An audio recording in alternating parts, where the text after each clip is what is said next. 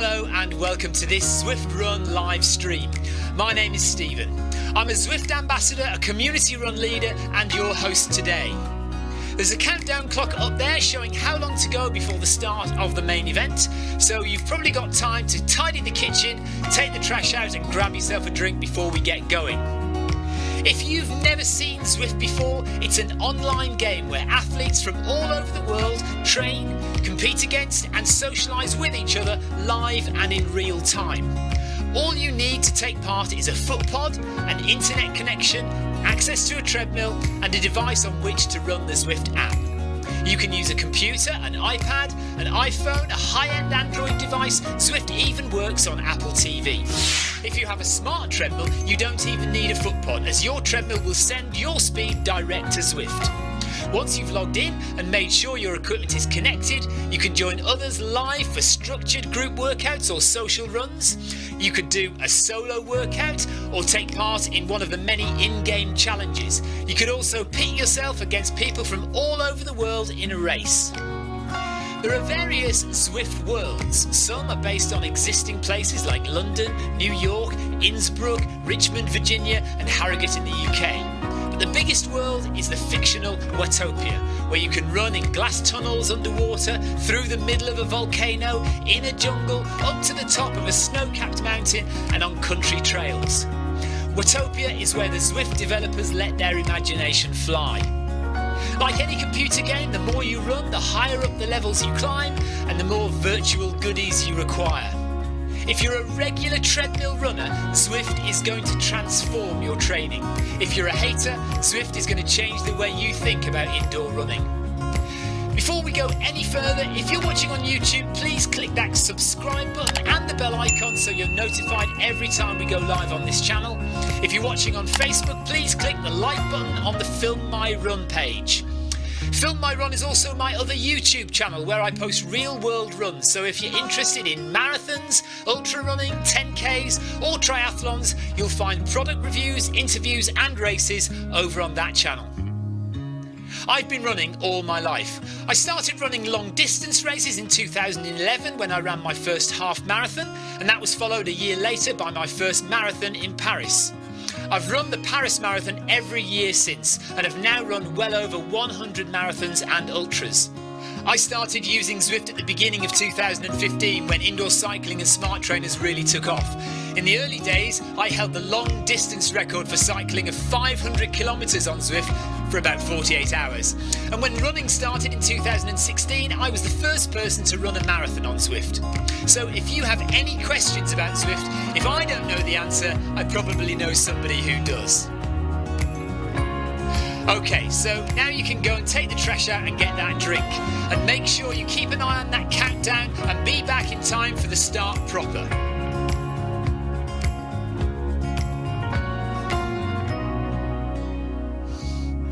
Well, go on then, don't just sit there gawping at me. Basically, this message is going to go around in a loop again and again until the start of the run, so you may as well go and do something constructive in the meantime.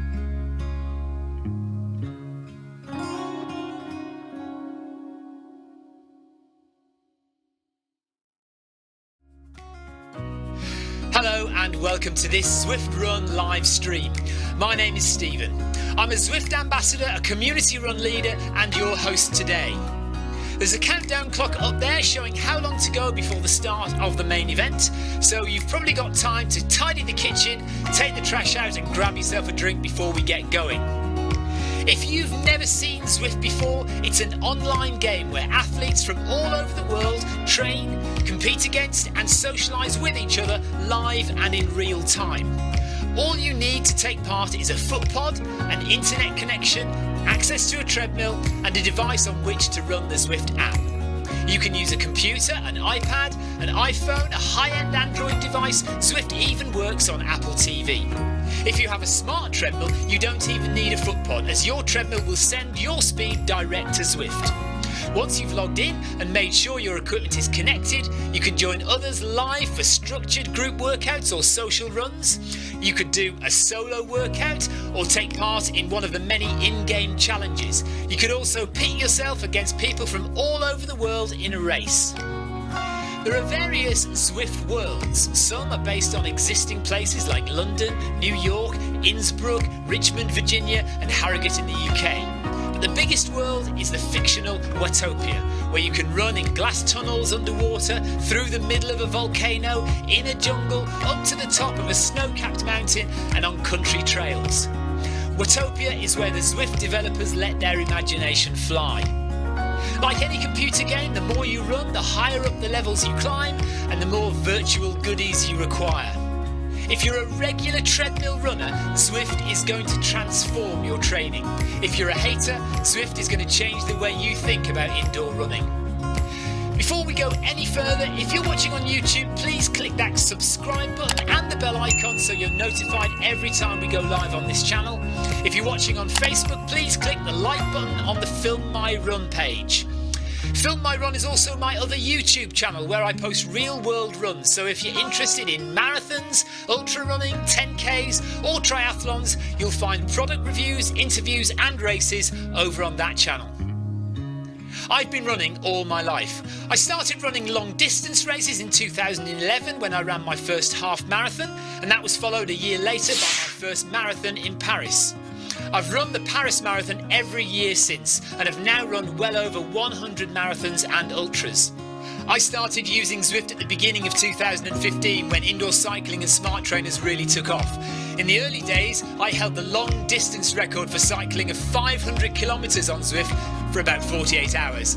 And when running started in 2016, I was the first person to run a marathon on Zwift.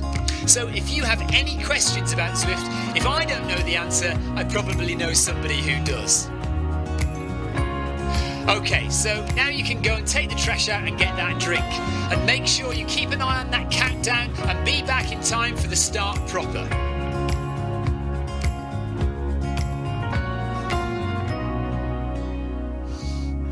Well, go on then, don't just sit there gawping at me. Basically, this message is going to go around in a loop again and again until the start of the run, so you may as well go and do something constructive in the meantime.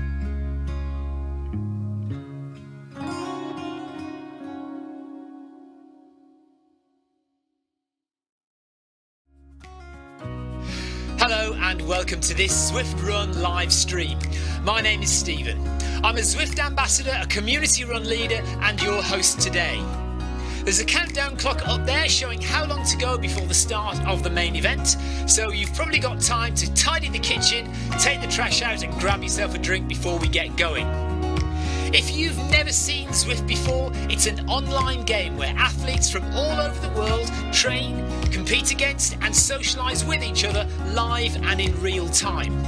All you need to take part is a foot pod, an internet connection, access to a treadmill and a device on which to run the Zwift app. You can use a computer, an iPad, an iPhone, a high-end Android device. Zwift even works on Apple TV. If you have a smart treadmill, you don't even need a foot pod, as your treadmill will send your speed direct to Zwift. Once you've logged in and made sure your equipment is connected, you can join others live for structured group workouts or social runs. You could do a solo workout or take part in one of the many in-game challenges. You could also pit yourself against people from all over the world in a race. There are various Zwift worlds. Some are based on existing places like London, New York, Innsbruck, Richmond, Virginia and Harrogate in the UK. But the biggest world is the fictional Watopia, where you can run in glass tunnels underwater, through the middle of a volcano, in a jungle, up to the top of a snow-capped mountain and on country trails. Watopia is where the Zwift developers let their imagination fly. Like any computer game, the more you run, the higher up the levels you climb and the more virtual goodies you require. If you're a regular treadmill runner, Zwift is going to transform your training. If you're a hater, Zwift is going to change the way you think about indoor running. Before we go any further, if you're watching on YouTube, please click that subscribe button and the bell icon so you're notified every time we go live on this channel. If you're watching on Facebook, please click the like button on the Film My Run page. Film My Run is also my other YouTube channel where I post real world runs, so if you're interested in marathons, ultra running, 10Ks or triathlons, you'll find product reviews, interviews and races over on that channel.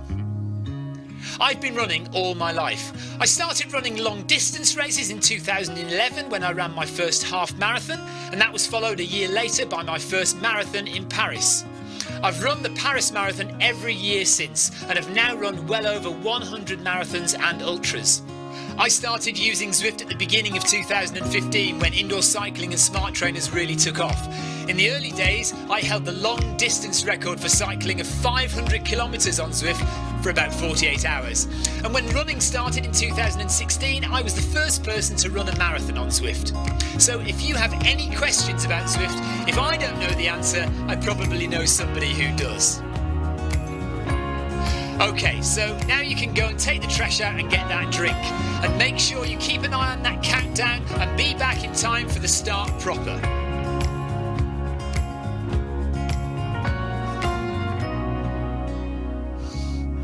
Well, go on then, don't just sit there gawping at me. Basically, this message is going to go around in a loop again and again until the start of the run, so you may as well go and do something constructive in the meantime.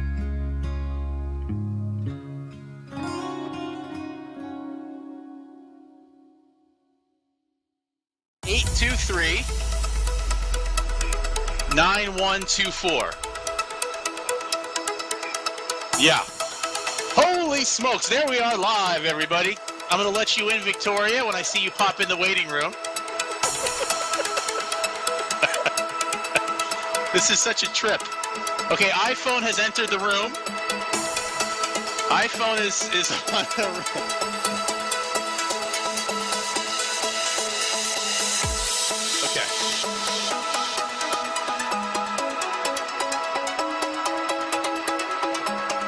I can hear you, Victoria, sort of. Hi, everybody. Good morning, it's not good the afternoon, loudest. Good evening, wherever you are in the world. This is Film My Run on Zwift. My name is Stephen Cousins, and we are broadcasting live on Facebook and on YouTube. While we're getting everything ready, it would be absolutely awesome if you could go and subscribe to the Film My Run YouTube channel and also the Zwift Live YouTube channel. Oh, right. Oh, yeah. You can also find us on Facebook at facebook.com/filmmyrun and also Twitter at filmmyrun, and the website is www.filmmyrun.com. It's very nearly time, so sit back, relax, don't forget to drop me a ride on and watch me do all the hard work. Oh, this is great. Look, it's free. What do people expect? You guys can hear me through the stream.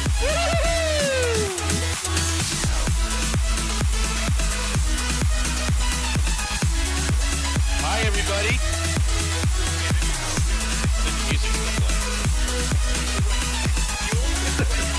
One day I'll figure out. I've only been watching you for years, Steven. I should be able to figure this out by now. Oh, brilliant. I have it on the heart rate chart. Classic. Doesn't count then. Classic. I keep on looking over to my Zoom and then my screen. I got too much stimulation. Steven, what pace are we running at, bud? What is that in American? It's like 5. I usually do 5.6. Right, welcome along. We are Okay. live. This is the Okay. Film My Run US takeover once again, except this time we've got not only Sarah Jacobson, we've also got Marcus Holmes and me and Victoria running.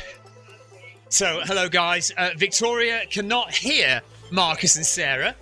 I can. Hang on. Hashtag, I don't know, sound for Victoria, please. I don't know why, but I wasn't told about this collaboration until about 15 minutes ago. Right, so now we need. Let me just apologize to everybody right now. No need to apologise. What we need. By the way, we're off. We're running. I'm going at 9 kph. I think everyone else. We're running. I don't know what Marcus and Sarah are doing, but I'm definitely going at 9.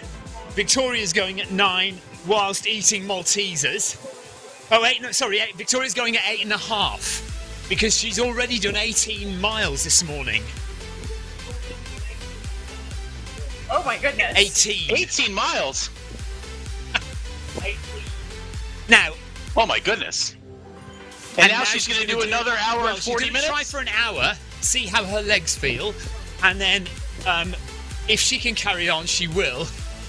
But she is, I think it's the amount of Maltesers she consumes throughout the hour that will determine whether she can carry on or not. Unfortunately, we seem to have a Malteser thief in the house. I opened a box last Saturday, and I really didn't have many during our Paris Marathon training. Thought I'd hidden them well in my bedroom. I've gone to get them out tonight, and there's only a few left, and no one is owning up to it. So I may well crash and burn.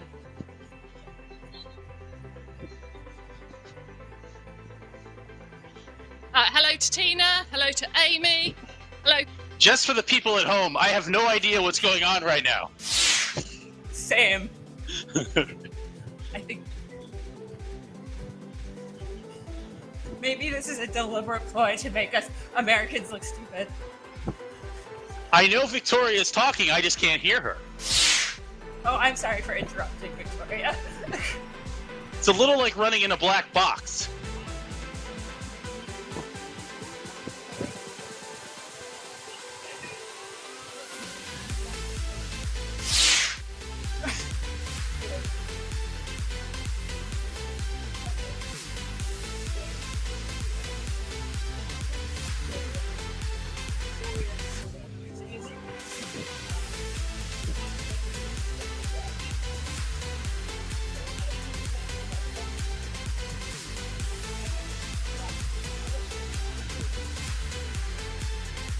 Okay, so Marcus and Sarah, can you chat away while I fix the mic? Not a problem, Stephen. I am happy to chat away. Sarah, how you been? I feel like it's been a while. It has been. I know we both have separate UK trips planned prior to our Paris Marathon trip that we are embarking on soon. That is a total coincidence. So are you lucky for that? I am pumped. I'm going to St. Andrews. I'm going to be in St. Andrews for about a week. And I love going to St. Andrews because they have the beach, well, actually two beaches that, it's nice. It's very flat. It's good. It's like running on a treadmill, actually. It's very soft. But then they also have this like rocky kind of like cliffside by the water. And it's just magical. Now, unfortunately, I think the problem is that the weather is going to be like 40 degrees and kind of rainy the entire time I'm there. It's just turned itself off. But I am looking forward to it. Where are you going in the UK, Sarah? So I am going, it's probably about 30 miles west of London, I think. It's I don't know. It's where my company's office is. I see. So only going to be in London for like Marcus? one day, I think, but just a bunch of work meetings. So I don't know if you can hear me, Marcus, but I've lost Zoom. So, Zoom's turned itself off. It was very unfortunate when I heard that we were both going to be in the UK at the same time, and we couldn't plan a trip to Worthing to go to shed quarters. I know. Listen, if I wasn't turning right back around and going to Paris like a week and a half later, I would have extended this trip and made a visit. Yeah, that would have been. Well, one day we'll have a rendezvous in Worthing with Stephen and Victoria. We need to make sure they get a third treadmill so that the three of us can just run away. It's just...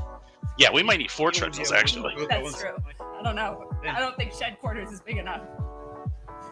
So we had a conversation earlier today, for those at home, where I, Marcus, had a little bit of a freak out over my bib for the Paris Marathon. And the reason I got freaked out is because I logged into the portal where you sign up for the Paris Marathon, and my bib showed as the color blue. Now, I thought that meant that I had been assigned the blue corral at the start of the race. And Steven says the blue corral is if you want to run like around 3:30, right? And my concern was I wasn't going to be in the same corral as Steven because I knew Steven wasn't going to be in the blue corral. So we had a long back and forth, and it appears at the moment that the blue bib that you see when you log into the Paris Marathon is actually not indicative of the corral that you have. That's our working hypothesis. Because I was thinking, I was like, why am I in the 3:30 corral? Like, that doesn't make any sense. I would never sign up for that. Right. Then, So what I hope is that everybody that is doing the Paris Marathon currently has a blue bib online in the portal. That's my hope. So Marcus, I think it's just you and me in the Zoom I think right we've now, worked so out. it's Steven Does your and bib Victoria have a talking. time on it? No idea. Oh, okay. So hold on one second. I need to hop off the treadmill because it appears that they're trying to get into the Zoom room. Okay, hold on. Yeah, the Zoom call's died. Hold on, Stephen and Victoria. We're going to give you your stream back in a second. Just stand by. Yeah. Testing 1, 2, 3. Are you back, Stephen? We can now hear you, I think. I think Stephen is now connected, Marcus. Oh, Yeah. I see Steven talking, but I don't hear him. So, Marcus, in previous years... He's back. In previous years... It's at like the you never Paris left. Marathon, it is the time, or your predicted finish time, on your bib, which will determine Okay, so we think now which corral you're in. we have Stephen and we think we have Victoria on stream. Hopefully people can hear what I'm saying. Can anybody hear what I'm saying? I can. Yeah, we can hear you. Sarah can. Hopefully the internet can. Hi, internet. Yes, the internet can How hear you doing, internet? Tina Beard! So, Tina Beard, this is Tina Beard hilarious. says, I "You all agree. know who I the agree. thief is." And it's hilarious because of the tech issues, as always. The personnel, the characters, the actors and actresses, the sort of people that behind like doing all the work, we're great. It's the tech that's kind of failed us.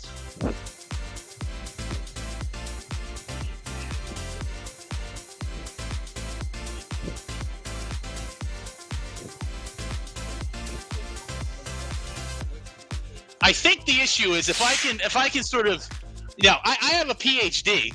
It's not in audio engineering, but I think what's happening here is that there's a slight delay between the various audio and video feeds, so that when Victoria is talking, I start talking, and so no one can hear anything because I'm talking over Victoria. Well, I think that's the issue.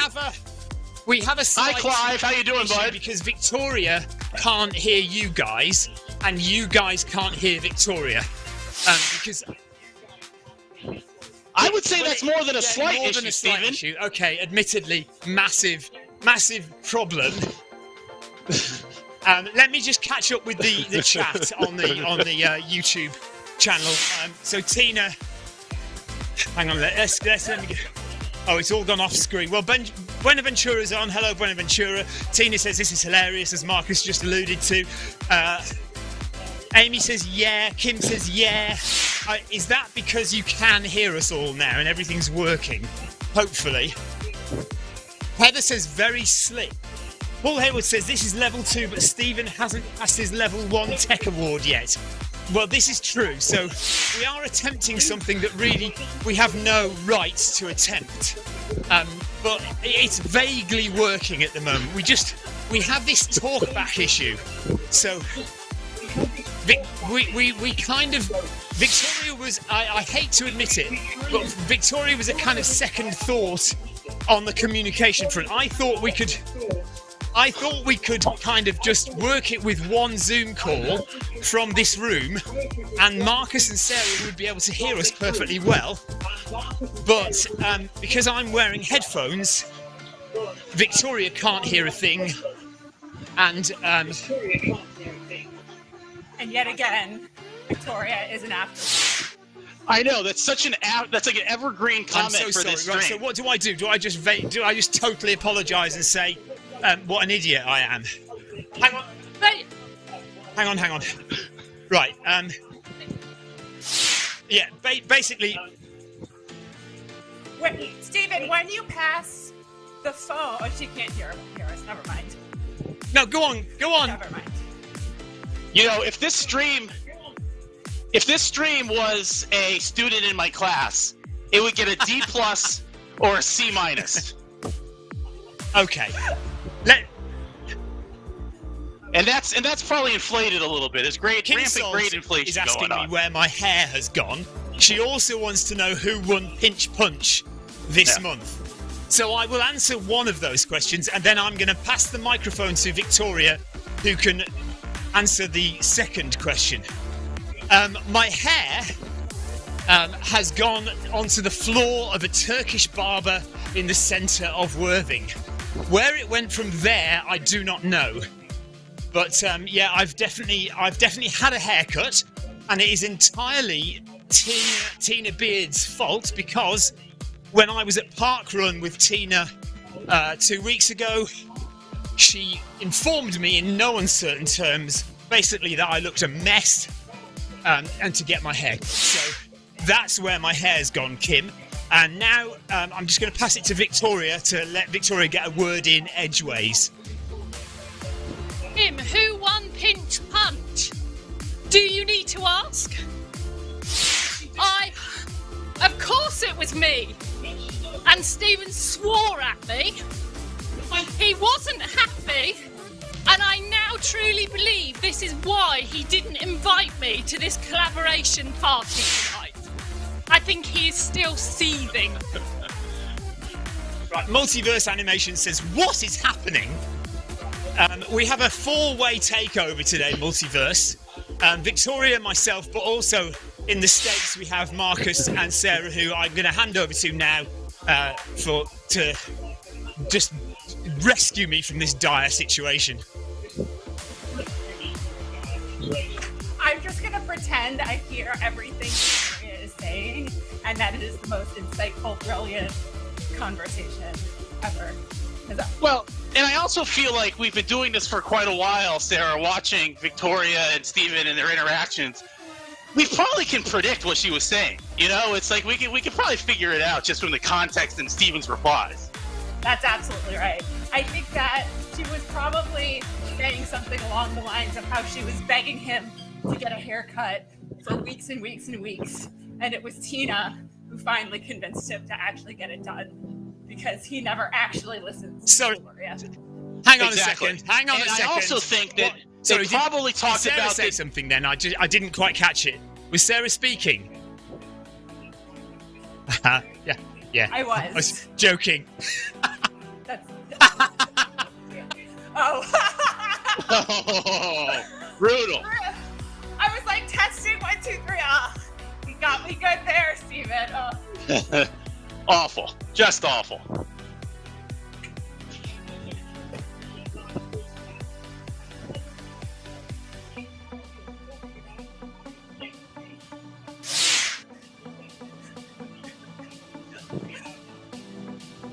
No. Mine is real. I mean, this is. Oh, you know, the problem is my PhD is in a topic of very little use in this situation. It's in international relations. It doesn't help with streams. It doesn't help with audio, video concerns. That's the problem. But I am told that Stephen will get his sub-3 marathon for the very first time this April in Paris. I'm just ignoring you. No pressure at all, Stephen. No pressure at all. Oh, we've got a black screen for some reason. Hang on. I don't know why that is. Stephen, alert. Houston, we have a problem. Black screen. Let's give the microphone to Victoria for a minute. Okay. Marcus, correct me if I'm wrong. Heather is asking about your PhD. You're a professor though, aren't you? Not a doctor? Victoria's asking whether you are a professor higher than a PhD. In the UK, a professor is higher than a PhD. Yeah. So in the United States, if you say you have a PhD, that just means that you have, that's like an academic degree that you got because you did a significant amount of coursework in graduate school, and then typically wrote a dissertation, which depending on the discipline is usually like a book length kind of piece of research. So you get a PhD, and that's kind of your credential. And then you got to go get a job. So then your job might be, as a professor at a university, that's what I am. But you could also go into industry or use your PhD for any number of other things. So I have a PhD in being awesome. Well, of course you do. We all know this. It took a lot of honing and, open mic nights. Yeah, Sarah, I mean, that goes without saying, the PhD in being awesome. Kim Salt is saying that Marcus has a doctorate on the chat. Well, first of all, I love how this stream has become all about me. This is the way things should be. So yeah, I do. Doctorate is another way of kind of saying that I have a piece. Just in the United States, I would typically say PhD, but doctorate is the same thing. And I do use my PhD for good. That's exactly not what for Kim's evil. just put in the chat there. Usually. Yeah. John Fries. Yeah. John Fries is on the chat. And I will say, Stephen, if you allow me, I would like to plug something, which is if you're interested in international relations, I've started a podcast with a colleague of one of mine. It's called Cheap Talk. It's on Spotify. You can go on Spotify and type in Cheap Talk Holmes, and it'll pop up. And so if you want to hear me talk even longer and about other subjects than running, sign up or subscribe to that podcast, and you get Marcus kind of like Marcus, quadruple. can you spell that? Did you say cheap as in CHEAP? Cheap Talk? Cheap. Yeah, cheap. Cheap, like the technical equipment that you're using to broadcast this.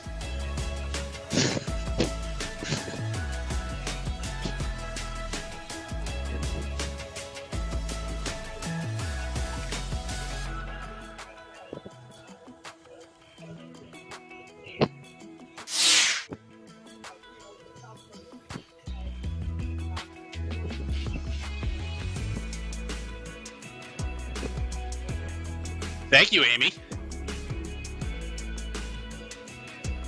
So, Sarah, how is your training going? Are you feeling good going into Paris? I'm feeling better than I was a few weeks ago when I was having all sorts of toe and knee issues and everything, but... Oh, he's talking to voice to text. Good. No, it's going good. I'm nervous about the next few weeks because it's going to be super busy, but, that's how it goes. So, what about you? You're getting your 70, 80 miles a weekend, I see. Yeah, so I was telling Stephen earlier today, before we, believe it or not, we did actually test this. So I know it doesn't seem like it, but we did test, and we thought, it was going to work, and it's sort of working. But anyway, so I told Stephen, I feel like I'm in the position now where the race is in like 4 weeks or something, and I have this like urge to kind of cram. Like, I want to run fast and, right now, I want to run, as fast as I can. Yep. Just because I feel like I need to cram. And it happens to me, every single time I'm getting ready for a race. Like, you get to this part of the training cycle, and you feel like you haven't done enough. You feel like you've done the wrong things. Yep. And, frankly, you just kind of, start to panic a little bit. And so I'm in a situation where I need to resist the urge to kind of, do more than I'm doing and just kind of trust it sounds kind of quaint or trite. Trust the process, Totally. It's the hardest thing, I think, with marathon training is just trusting. And that especially is what happens to me during taper. I get the taper crazies and I'm like, I should be doing more. I'm going to get sick. Everything is going to go wrong. I have an ache and pain. No, I'll do that in a minute. And then, of course, on the weight race day, and then listen, not every race is amazing, but usually the training does its job. Right. Now, do you during the taper, do you get the sort of phantom pains and the phantom illnesses? Oh yeah. My knee hurts. All the old injuries that I've ever had all of a sudden start flaring up. Yeah. I'm terrified I'm going to get sick. And so I'm downing every sort of vitamin and supplement, which I know is controversial, but yeah. So what about you? You seem like The first even-keeled kind of guy, though. Well, no, the first time I ran sub 3, I mean, I've done it. Steven hasn't. He'll experience it soon. I'm going to turn you off. I can turn you off, you know. For 5 days. I know you can. Well, you're good at turning things off. Turning them on is a little more difficult. But I was in a situation where for the 5 days, like, leading into the race, I thought I had a fever. Like, I felt like I had a fever, and I would take my temperature, and it was normal. It was like 98.6. I don't know what that is in Celsius, but it was normal. And, like, I'm not sick, but I feel sick, you know? And the good news is, Sarah, I think because I felt so crappy, I, like, rested more those kind of 5 days going into the race. And I think that actually was beneficial. So in some weird way, like, maybe the sort of craziness from the taper actually serves a purpose and a benefit. And that's kind of the way I look at it. You have so much built up energy. Yeah. We need to kind of go. So wait, Steven, did I hear you right? I'm running a marathon tomorrow, so I have the it's called the Stenning Stinger marathon. It's a trail marathon, and it'll be a good warm up. So I'm hoping to go relatively quickly. It's not going to be. It's not a flat, fast road marathon. It's a trail, hilly, ultra, like long-distance trail race. So it's there's lots of stopping. There's lots of walking up hills. So it's not going to be fast, but it's going to be. I'm going to put an effort in. So I'm not going to walk the whole thing. I am going to put an effort in. And that'll just give me some. It'll be like going on a long Sunday run, except I'll be going a tiny bit quicker than I might do if I was on my own. Can I just quickly catch up with the in-game chat? Not the in-game chat, the YouTube chat. So John Freeze is on.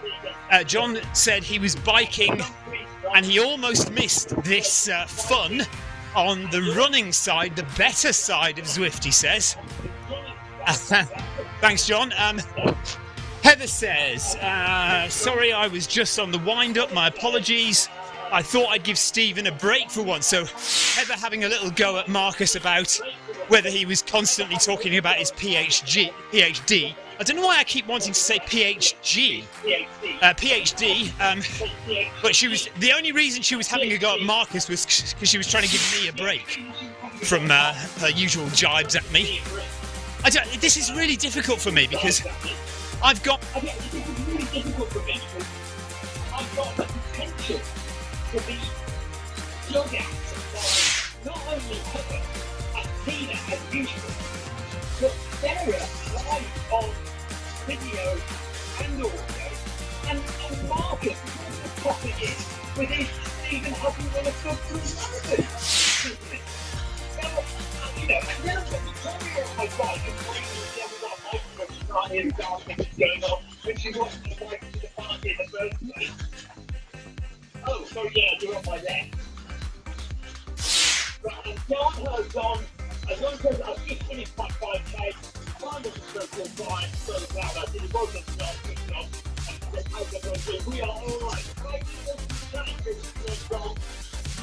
Anything that we're tomorrow, I have a feeling, unfortunately, I am not going to be able to finish this year. Won't be able to fit the 3 runs in that I haven't done. So I think we're going to have to kiss goodbye to Zwift Academy this year. Before I hand back to Marcus and Sarah, is there anything you need to say, Victoria? Do you want to look at the chat or anything, or? John Mega 70 says thank you. 34:43 was the best I could do for now. Well, it's a lot better than what Stephen and I have done, because we haven't done it. It's all about finish lines. Well done for getting it done. Yeah, Heather says, hello Don, fantastic for getting it done. Clive says, that's very good, Don. And Omega says, thanks so much, everyone. Well done. Kim Sol says, so when the video goes to Marcus and Sarah, I can't hear Stephen. Only when the video is on Stephen can I hear him well. Okay, right, that's interesting. Thank you, Kim. I will see why that is the case. I'll have a look at that whilst Sarah and Marcus are chatting away. But they've probably run out of things to say now, haven't they? Marcus, have you? Never. Ever. Listen, I think, we're learning a lot about this process as we go, so my empathy for tech issues continues for Stephen. However, I should say I was going to renege my promise of no mocking of tech issues for 6 months if something goes wrong today, and I'm mulling over if I should do that, so we'll see. Well, the good news is, Sarah, I never made that promise, and so I can give them all kinds of trouble for the tech situation, which I've already done a little bit today. That's true. What was I going to say? I totally just lost my train of thought. Oh my God, Marcus, I'm sure you have something at the tip of your tongue. I do. I have plenty of things I want to talk about, and I'm glad that you gave me the floor here because I have a couple things I want to get off my chest. Actually, the thing that I was thinking about the most is in terms of the Paris trip. Like I was sitting down with my family last night to come up with a kind of a plan for the things that we want to do, and it's just like it's such a monumental task. Like there's so many things in Paris that look fun and interesting. It's almost impossible to come up with like an agreed upon kind of itinerary. So basically, we just kind of gave up. I mean, I don't know what to do. Do you have a sense of the things that you're going to do in Paris, Sarah? It's so funny that you said that because we are in the exact same boat. And typically, I'm a planner. I love to plan everything out, but we're just like, there's so much going on at home, to the trip, like everything. I'm just like, kind of figure it out when we get there. Like, there's always stuff to do. I'm not really too worried about it, but. Yeah, I mean, I think there are certain things that I know, like my son will really enjoy, and there's other things that I know my daughter will really enjoy. But trying to find the like overlap in those Venn diagrams or whatever, it's a little tricky. So, I think we're gonna try to play it by ear and just kind of see how we feel when we get there. And so we're heading to Belgium, actually, the Tuesday after the marathon. Oh, nice. Days. So we have to plan like that component too. Like we have the places we're staying, which is to me the most important part. Right. And then everything else and I only have one kid that I have to appease, so hopefully that makes my life easier. Are you going to Brussels or where in Belgium are you going? Yeah, so we're gonna do Brussels. We're gonna probably do some day trips to like Bruges. So the weekend after the marathon, there's a very popular cycling race in France, but close to Belgium, that my husband and son are gonna go watch. So that was kind of our reason for going to Belgium. But very nice. Yeah. That'll be fun. I noticed that Tina has picked up on the fact that Stephen once again does not have heart rate. That's embarrassing. I mean, I don't understand what is Stephen, maybe you could clear this up for us. Why is it so difficult to remember putting the heart rate strap on? I would say this affects your runs about like 65% of the time. What's the issue? Can you walk us through this? Sometimes I go outside running. I know this is anathema to you, Marcus, but there is this thing called outside. No, that's a terrible idea. And people go there sometimes. And I have been known to go there. No. And I wear my heart rate strap at the moment because I'm seriously marathon training for my third sub 3 marathon, because I did one on the treadmill as well as one outside, I'll have you all know. Anyway, I can see. Look at Sarah stifling her sniggers. Look at that! I can see her on video, just trying not to laugh. Anyway, now I've lost my train of thought. Yeah, heart rate monitor. So I wear it, and then I might leave it in the car, or I might leave it on the floor of the shower room, because I have showers as well sometimes, and it does all come back to the shower, unfortunately. Why are you wearing your heart rate monitor in the shower? It's gone by. We've been running for 30 minutes already. I don't wear it in the shower, although I do occasionally wash my heart rate strap. But I might leave it in the shower under a pile of clothes, and then I'll panic 5 minutes before the start of the live stream, thinking, "Where the heck is my heart rate monitor?" Now today, the problem's been that I've been so consumed with lots of different things. Putting my heart rate monitor on was the kind of last thing I thought of, and so I said to myself, okay, it doesn't matter, I will use wrist-based heart rate. But we always have a problem with wrist-based heart rate because both Victoria and myself are wearing Epix watches, and we don't know which one is which. So when we try to connect, sometimes I will connect to Victoria's heart rate, or she'll connect to mine, and because it was the last thing I thought of, I've just decided I can't be bothered. I will leave it, and what I probably will do is use the recording of this run from my watch rather than from Zwift, because that will have heart rate. And Paul Hayward says, yeah, wrist heart rate is risky anyway. Yeah, that's true. Amy says excuses. Kim Sol says, why are you leaving the heart rate monitor on the floor? Doesn't Victoria get mad at you leaving piles of clothes on the floor? She does get mad at me leaving piles of clothes on the floor, but she can't say anything because she also leaves piles of clothes on the floor. So we kind of just we look at each other and we look embarrassed at each other and kind of try and ignore it. And then one of us at some point will pick all the piles of clothes up and bring them downstairs to wash. Yeah, go on. Stephen, I have a question for you. Don't you find that outdoor running is so overrated? I mean, what is the pull? Like, why are you going outside? Like, what is it about outdoors that you enjoy? I ask myself that question constantly, and it is a frightening place.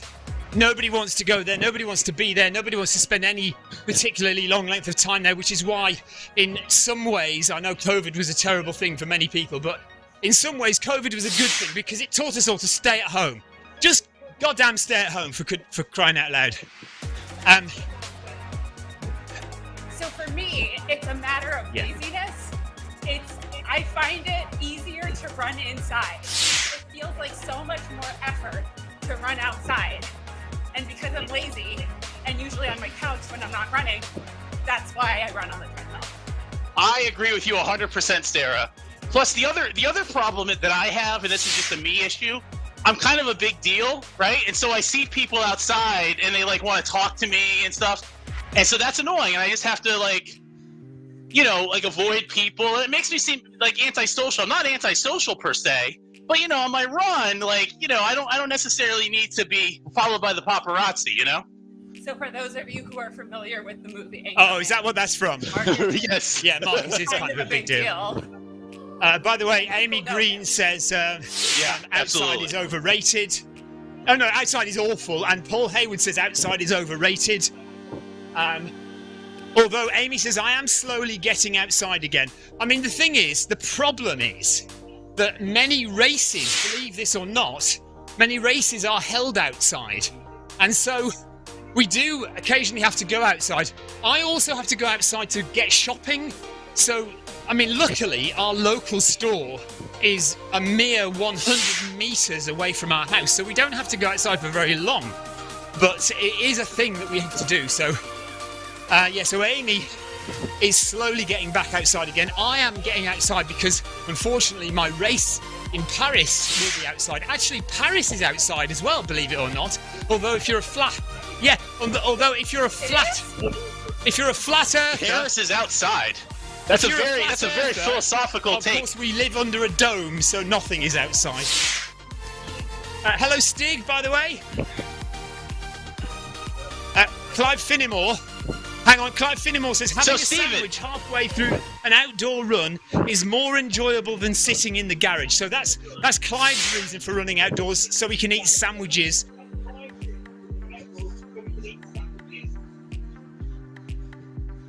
So Stephen, I know you're into tech stuff, kind of.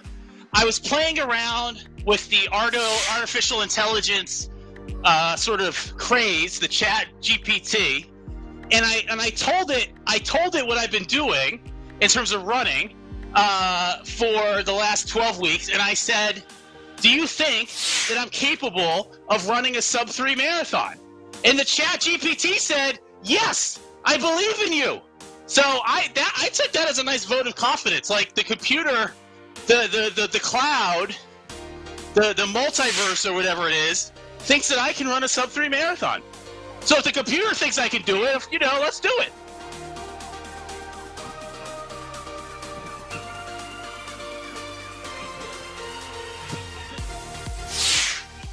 Yes. Give it some data, and I think you'll find if you give it your data, it might come up with a different answer. Just before you jump back in on that, Clive Finnemore says landscape photography is more interesting outside. I guess so. John Farrell says, I'm sure some of Paris is inside, where people... Oh, where do the people live? Yeah, that's true. Some people do live inside in Paris. And also, some of the Paris Marathon is inside because you go through tunnels. What else have we got? Paul Hayward, the graphic... Right, the graphics are tunnels better aren't outside. Inside. Marcus, the graphics... Paul Hayward says the graphics are better outside. That I don't think we can deny that, actually. We do have... Go. Hold on, I have a question for you, Stephen. In what way is a tunnel considered to be outside? Inside, I don't know. Yeah, good point. Maybe it's... Hang on, no, but the inside of a tunnel is inside, isn't it? Is it or not? Does it have to be completely sealed? So to be what is the definition of inside? I mean, if you're under something, are you inside? Are you... Yeah, if you're in a car, are you inside? If you're in a tunnel, you are in, aren't you? You're inside, surely. Even if the two ends are open to the elements. Come for the running, stay philosophical question. I have another question for you.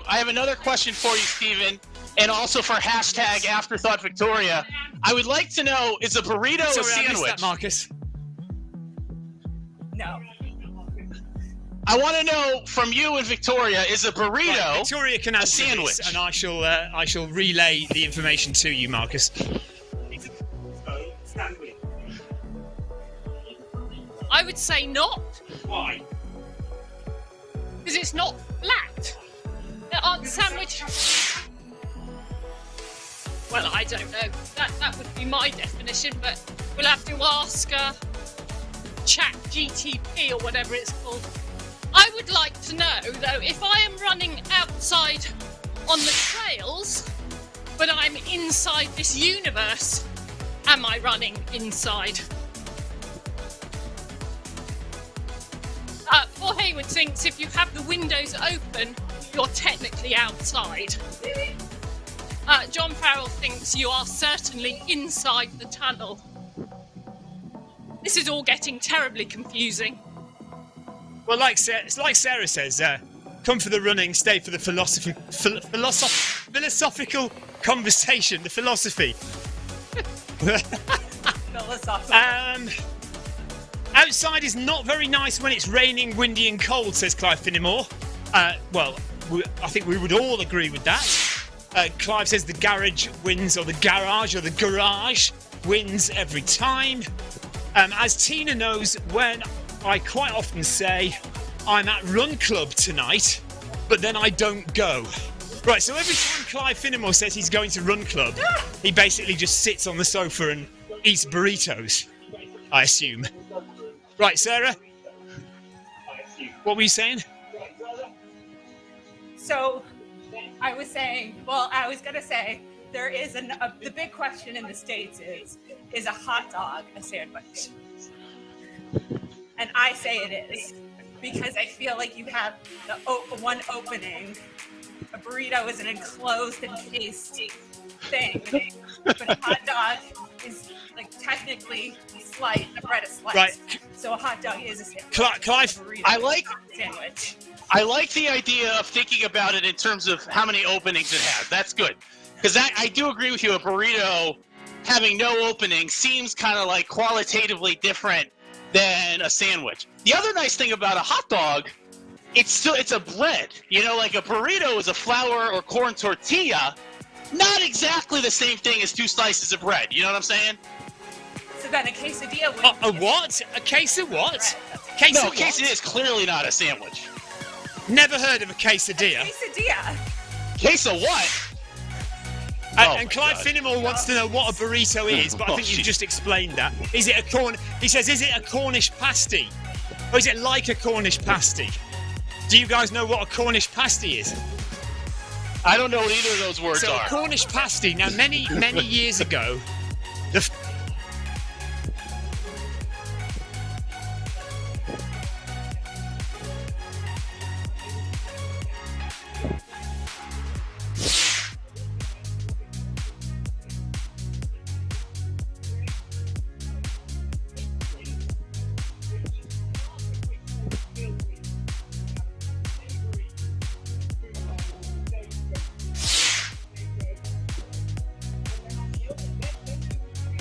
they would create a dessert, so an apple pie or something like that, and put that in the other side of the pasty. And so the farmer would go off to work with his pasty. These days, you don't really tend to get like a double sweet and savoury pasty. You just buy one folded over piece of pastry with meat and potatoes inside. That's a Cornish pasty.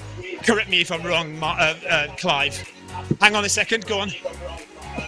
Was it farmers or was it miners that it was intended for? But I lost Stephen. I have no clue what Stephen was just talking about for the last 3 minutes. Something about pastries. Maybe it was from Cornwall. I don't get it. Oggy, says Clive Finnemore. Breakfast, lunch, dinner and supper. What? Cornish pasty for breakfast, lunch, dinner and supper?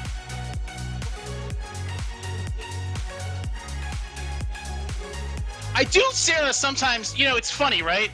Because the UK and the US have a very special relationship. You know, it goes back a long time. We, of course, came from them when we defeated them. But, you know, it goes back to, you know, World War II. We had this, you know, very, you know, good alliance, and it's grown very strong. And we speak the same language. Many aspects of our culture are the same. We have this affinity with the Brits. And yet so often, I have no idea what they're talking about. I find that very perplexing. Amy's off. Thank you, Amy. Take care. We'll see you soon. Thank you, Amy. And also a correction See you on the later, Cornish Amy. pasty. Apparently, Victoria and Clive and Tina all say no, it was for miners, not farmers. So miners going down the tin mines in Cornwall, because Cornwall is well known as having as being a place where tin was mined many years ago. There are lots of old abandoned tin mines on the Cornish coast, which you have to be very careful if you're running on the Cornish coast not to fall down one of the old mine shafts. So yeah, it was miners apparently that were the first to have Cornish pasties. How did it? Are those mine shafts? Are they marked so that people know where they are, or do you just like fall in? Often cordoned off by fencing. I mean, you'd have to be pretty stupid to fall down one, to be honest. You'd have to. They're not directly on the path, so you would have to kind of wander off the path into scrubland and ignore potentially signs saying beware mine shafts, but there have been incidents of people falling down them. Ultra runners obviously are well known for going off course and then trying to find their way back to the path by clambering over rocks and scrubland and fields to try and get back on the path. So it is a thing. Tina Beard has been inside one of the old... Well, it's still a kind of a working tourist mine in Cornwall. She said it was very claustrophobic.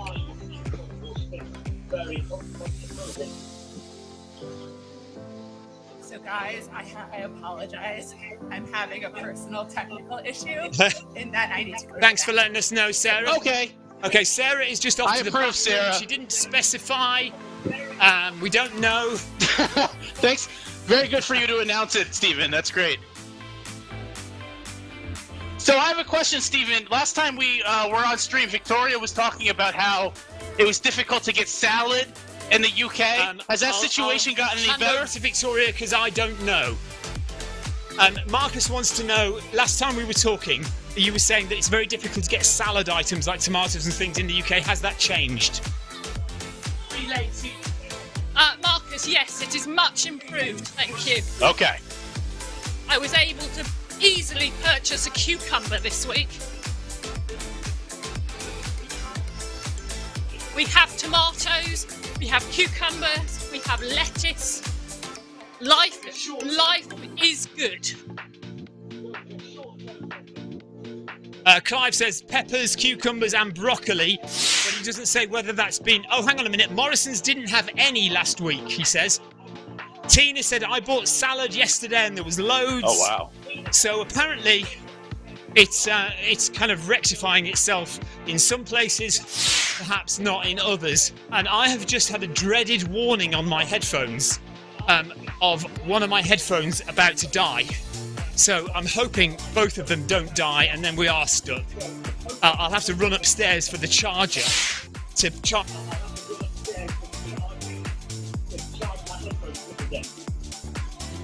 The tech issues continue.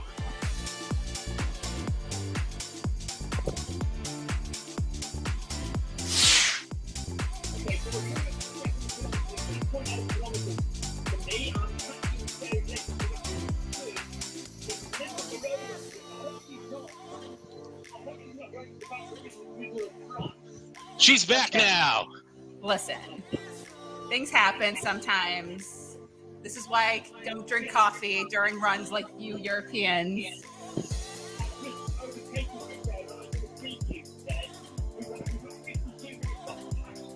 I think I'll be okay. Listen. Steven, have you seen the film Bridesmaids? Sarah's situation in the street there reminded me of one of the scenes in that film. It was okay. It's not that egregious, everyone. And now we can stop talking about it. I think that's us told, hilarity. Marcus. Hilarity. Shut our big mouths. We're runners. It happens to everyone. Paul Hayward says life is back to normal with regards to salad in the UK. It's good to hear. That's good. That's good. 7 kilometers done.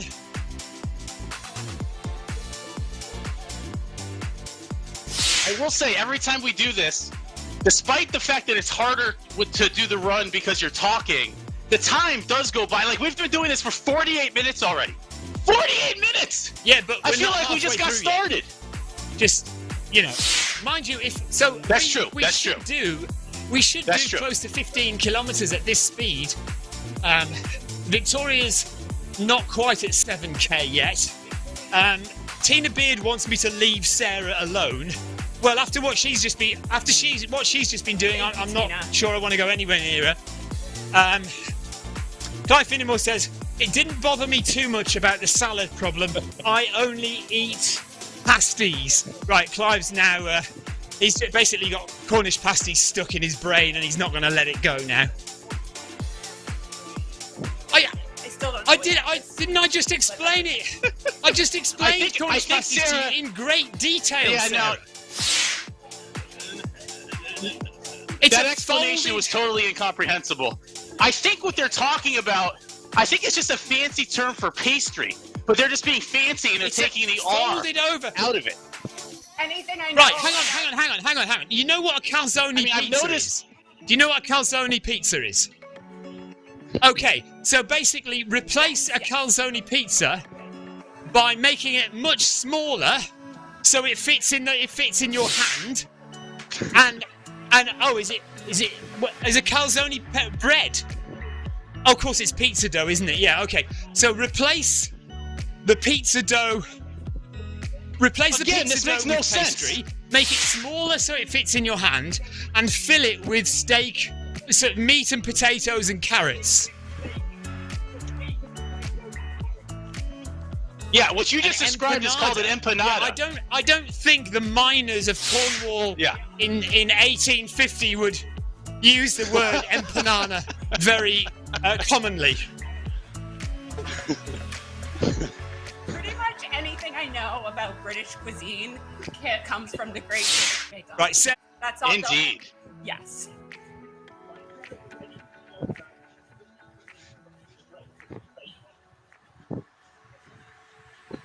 And look at that, Stephen. I'm passing you again.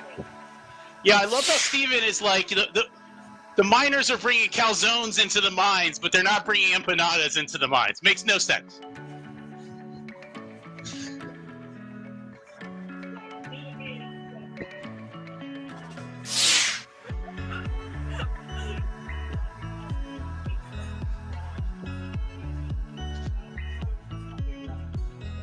Yeah. Thank you, Tina.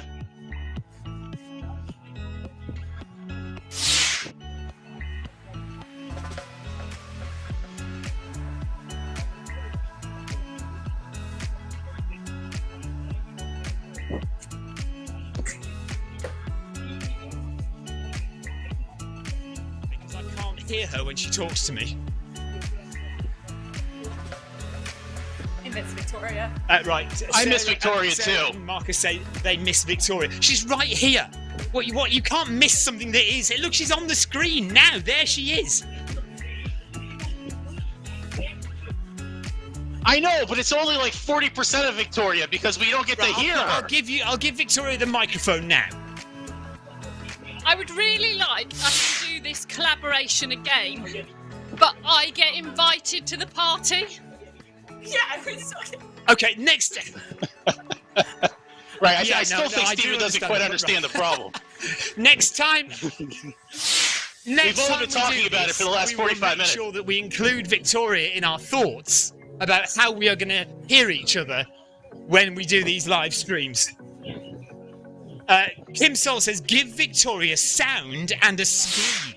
Well, she's got sound, Kim. I mean, she can hear stuff. It's not, you mean give her headphones or give her a Zoom call? See, right, let me explain to everybody what's happening.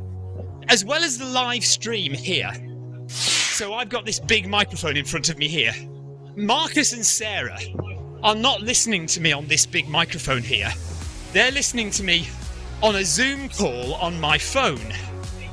And so we've kind of got two-way talk back through a Zoom call so we can hear each other in real time. Unfortunately, Victoria doesn't have that Zoom call because in the short time we had to set it up, we were getting loads of feedback, so we couldn't do it properly. So that's what's going on, and it is a technical conundrum. Kim says, does Victoria have a Zwift screen? No, she doesn't. Oh, hang on, sorry, she does on her iPad. We've got Ellis's old iPad. So Victoria does have a 10-inch Zwift screen that she's looking at. She's also got a clearer view of the chat than I do. But I've given her the minimum amount, Sarah. Right, let me hand it back to you and Marcus for a second. I think I may have to go upstairs very quickly and get the charger for my AirPods. So I'm going to give the mic to Victoria. Oh no, that's going to be a nightmare, isn't it? Yeah, you can't. Right, Marcus and Sarah, the floor is yours for 5 minutes. 5 minutes? Oh no, what are you going to do? To tear 5 minutes? I can't do anything in just 5 minutes. I mean, this is going to be terrible. I love how. So what's the plan here? He's going to go get the charger. How is he going to charge his pods while running with them? I think maybe he's going to charge one at a time. Oh, he's actually brilliant then. I got to give him credit. That actually is pretty good. Pretty good, Steven. I like that. By the way, I'm looking at I have on my TV the live stream, the YouTube version. Evidently, Sarah, you and I are running in shed quarters, which makes absolutely no sense whatsoever.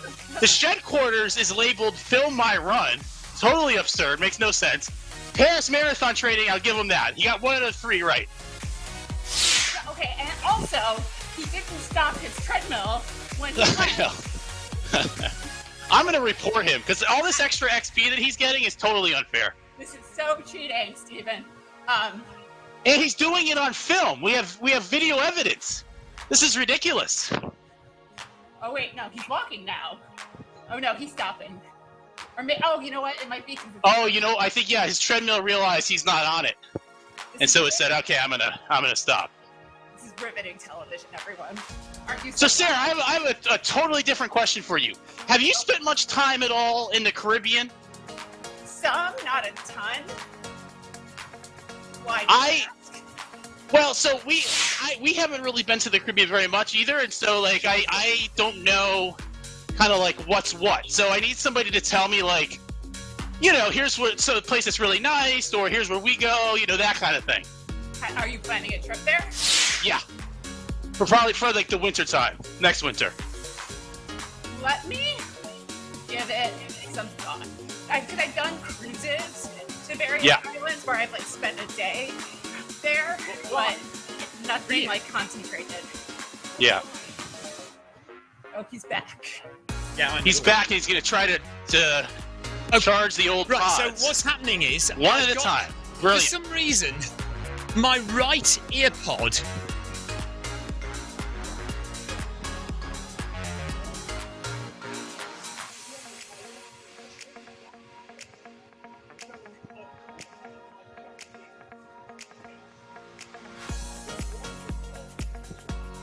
Sarah called it.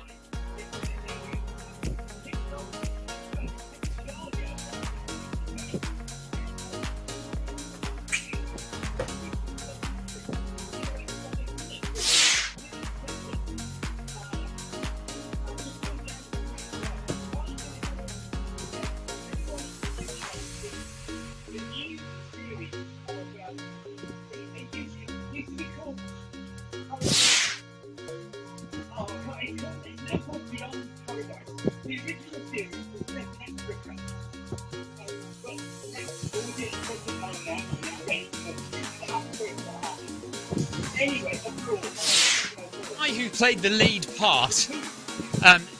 They've got a new series, and it's now based in the UK. And apparently, it's based where Clive lives, and he has appeared on the programme, running in the background. Can't hear you. Jeff Partridge says, "Can't hear you properly, Stephen. Very garbled." Oh, poor Stephen with his tech problems. This is so unlike it's okay him. from here. Anybody else not hearing me correctly when I talk into the microphone here? It looks like it's okay when it's on the meters look like they're moving okay for me. Yeah, Clive has been seen running in the background of scenes of this TV show anyway. Jeff Partridge can't hear me properly. Clive, you should Clive needs to share a link. Okay, we'll try and do that, Sarah. Facebook group so we can see it. Yes, John Free says, "Lost sound from Stephen after my right ear pod." Oh, maybe it was something to do with one of the scenes that I haven't set up correctly. Okay, let me do another bit of explaining about the live stream. So, as you notice, when you're watching the live stream, it automatically flicks between different scenes. So at the moment we've got me in the top right corner, and then Zwift as a big screen, and then it'll change to something else. Now for each of those scenes, I have to make sure that the microphone is active in all of those scenes. And today, I've had to go through all of the scenes to make sure that Sarah and Marcus's microphone is active in all of those scenes, even when their video is not on screen. So now you can see it's changed, and we have Marcus and Sarah in the bottom right corner, me in the top right corner, and then Zwift on the left. Now, every time that scene changes, it activates a whole new set of instructions. So I have to make sure that my microphone and Marcus and Sarah's microphone is active in all of the streams all of the time, unless I specifically don't want it to be. So it may be that I have missed out one of the scenes, and I have activated Marcus and Sarah's microphone, but not mine. So we've been running for an hour now, and the yellow beacon is at 8.7 kilometres. Sarah Jacobson's ahead of me by a whole minute. She's nearly at 9k now. Heather is at 9k. Paul Hayward is at 9k. John Farrell seems to have stopped at 9.5. Yoko is on 8.3, just behind. Falconer from Canada seems to have stopped. He's probably waiting for his country mate Landry, who is just behind. John Farrell has stopped because he is only doing an hour. He says, just an hour for me, guys. See you later. Take care, John. Clive says, well done, John. Sarah says, bye, John. Tina Beard says, Jeff, this is a wonder of tech marvel. Don't moan. Heather says, for me, it seems to happen when you take over the conversation after Marcus and Sarah. Right, so, Sarah, Heather, maybe... what I'll do now is I'll just let Marcus and Sarah talk, and then we'll see what happens when I take over again afterwards. Paul Hayward says this needs to go in the Guinness Book of Records. Yeah, but what for? Most annoying technical mess up? I don't know. Anyway, Sarah and Marcus, go for it. So, Marcus, since we both have 2 transatlantic flights in the next 3 weeks, what are your jet lag tips for those of us who are going to be struggling with it twice in the next week?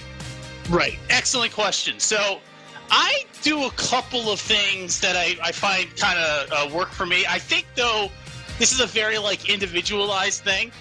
What works for me when going to Europe, this doesn't always work when going to Asia, because oftentimes you land at nighttime or whatever. But when you go to Europe, typically, if from the East Coast or the Midwest, you land kind of early in the morning. And that's what our flight to Paris is going to get in at 7 a.m. or something like that. So what I try to do is not sleep at all that day when I arrive, and then resist the urge to go to sleep at 6 p.m. or 7 p.m., which is by the time you start to get really tired. But instead, just kind of stay up till 8. And I find if I can make it to 8 o'clock, then I typically will be able to sleep very well that night and wake up the next morning feeling okay. To me in Europe, and this is I think going to be a problem for the marathon, it's actually the second night that's the harder one, because that's the one where I will often kind of wake up at 2 a.m. or something and feel like I'm wide awake and not get the sleep that I need. And obviously before a marathon, that's not really ideal.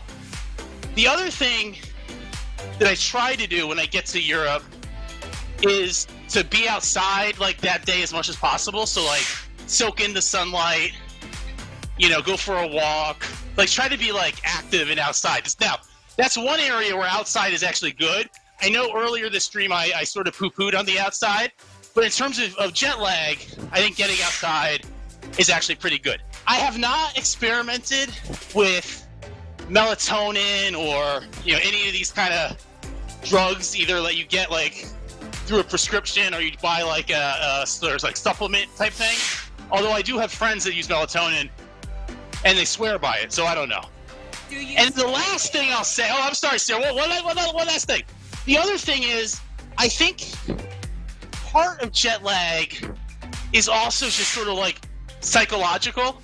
Yeah. I find if I can not worry about it, and look, what's the worst that's going to happen? So you wake up at 2 in the morning and you can't go back to sleep, or you can't fall asleep one night. You live with it, you know what I mean? You just sort of say, this is part of the deal, I'm going to be okay, and you just get on with your life.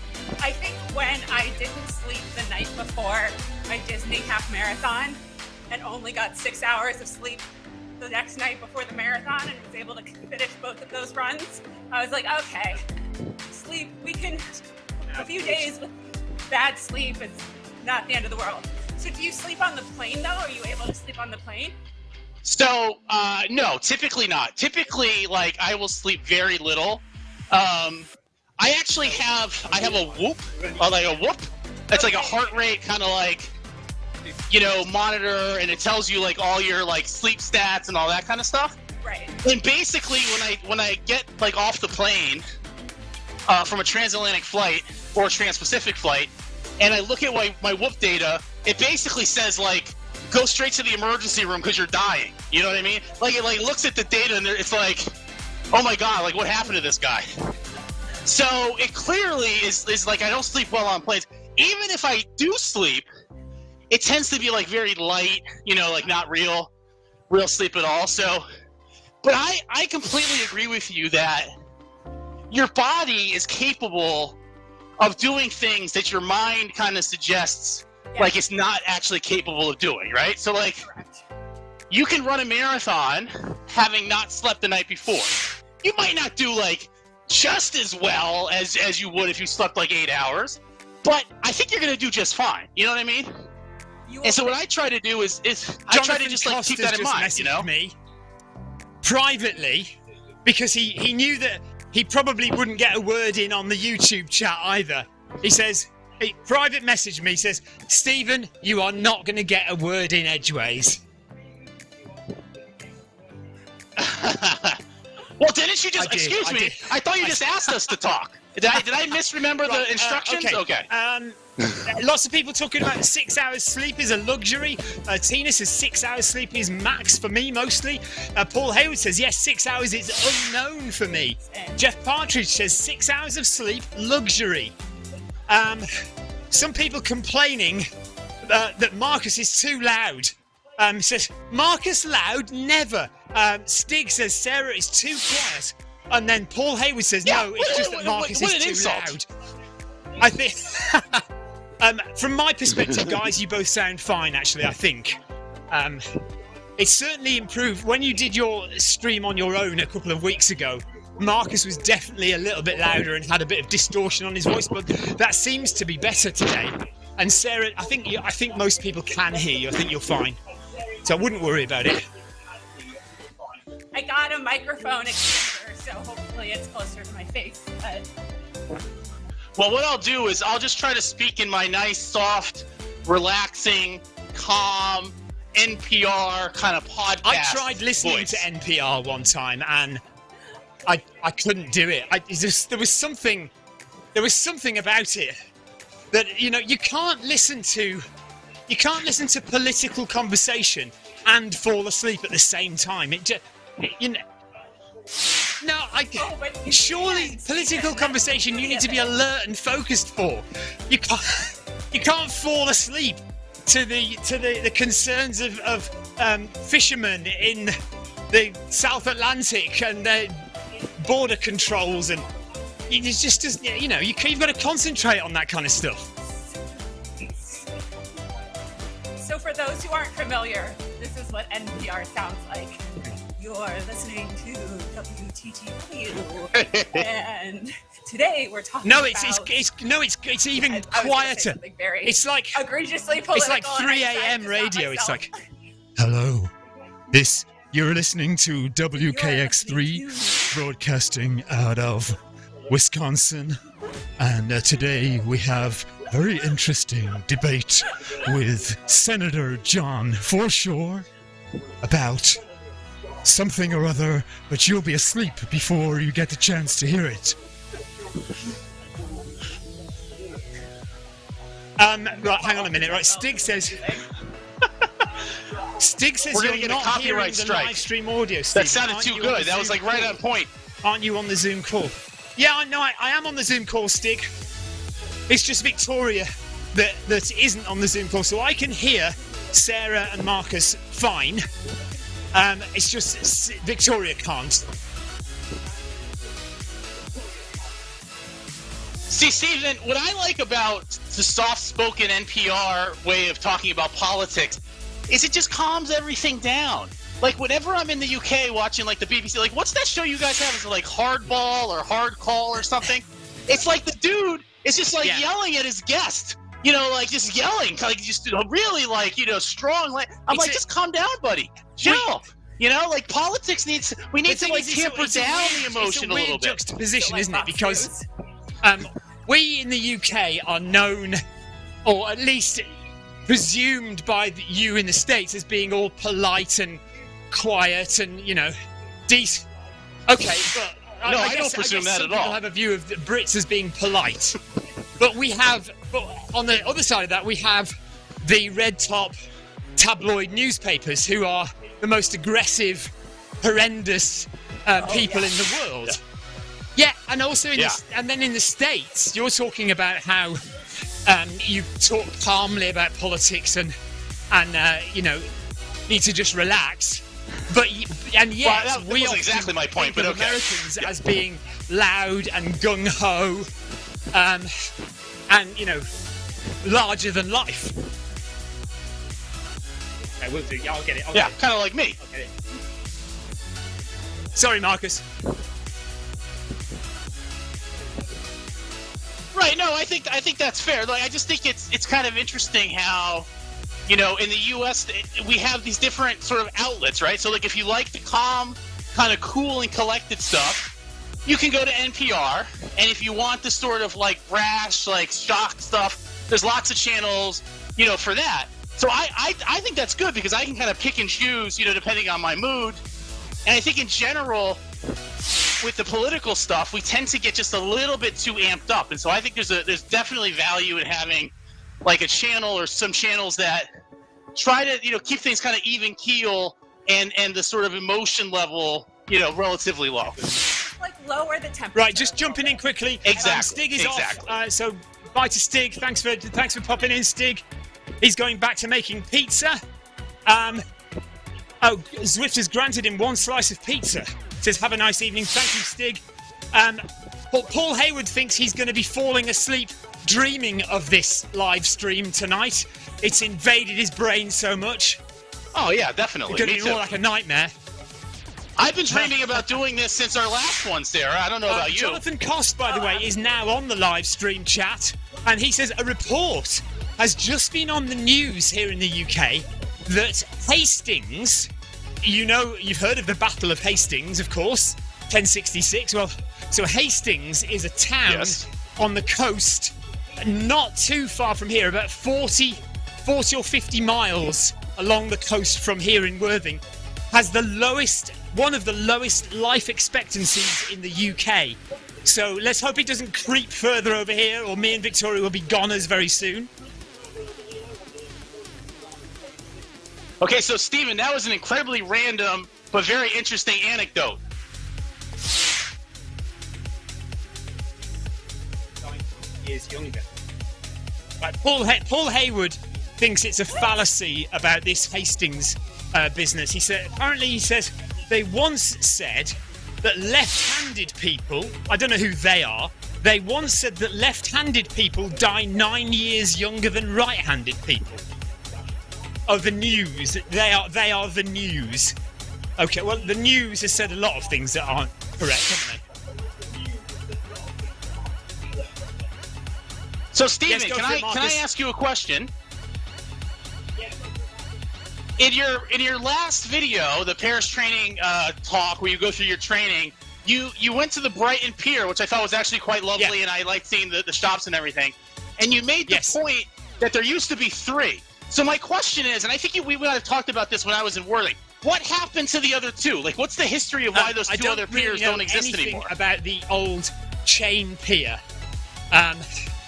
I've seen a few photos of it. I mean, I think it's well over 100 years since that pier fell into the sea. I think, if memory serves, it was a storm that destroyed it, and they just took it down. Now, the West Pier in Brighton is much more. Well, I know a lot more about it. I first moved to the south coast of the UK about 30 years ago, just over 30 years ago, and I remember going to the West Pier. Oh, hang on a second. Jonathan's off. Jonathan Cost is off. Jonathan actually thought I lived in Hastings, not Worthing, which is why he mentioned the story. So yeah, but he's off. Hold on 2 seconds. Let me just check. Yeah, thanks for popping in, Jonathan. What else have I just missed on the chat here? Oh, right. Tina says, thanks, guys. I'm left-handed. So Tina's going to die 9 years before the rest of us. Unlucky, Tina. Sorry about that. I'm sorry, Tina. Don't worry. I met a lady today who said it on TV and she admitted it was wrong. Okay, right. So back to the West Pier in Brighton. Oh, Clive's off. Clive's going as well. He's done 10k, so he's going. The West Pier. It's only recently, in the past 30 years, fallen into disrepair, and due to a number of blunders and accidents, it is what it is today, which is basically a skeleton and a wreck that is gradually crumbling into the sea. But as I said on the video, it is an iconic landmark in Brighton. We had our wedding photos in front of it. My brother was taking the wedding photos, and he said, "Are you sure you want that in the background?" And we said, "Yes," because he thought it was just hideous. Anyway, so 30 years ago, it was still. Wait, he thought your wedding photos were hideous? He didn't think his photos were hideous, but he didn't want the pier in the background because he thought it looked ugly. It was a mess. Basically, it was like taking a photo with rubbish, with garbage in the background, you know. Anyways. Oh no, I like rubbish in my photos. So yeah, 30 years ago, the West Pier was almost still standing. It was a perfectly fine pier. I don't actually remember ever going on it, so it may have already closed. Okay, so it closed. The West Pier. I have a message for the West Pier closed in 1975, according to Jeff Partridge. And yeah, so what I do know, and I was actually there for one of the fires. There was 2 fires on the West Pier. The first fire destroyed a little bit of it, and it was going to be repaired. And then there was another fire, and I was actually in Brighton when that fire was happening. I don't know. Victoria says apparently a clairvoyance box didn't burn, if you believe that. Sorry, go on, Sarah. Stephen,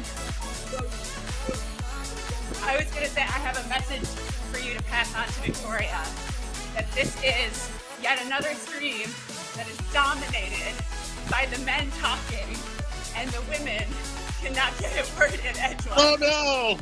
I'm totally kidding.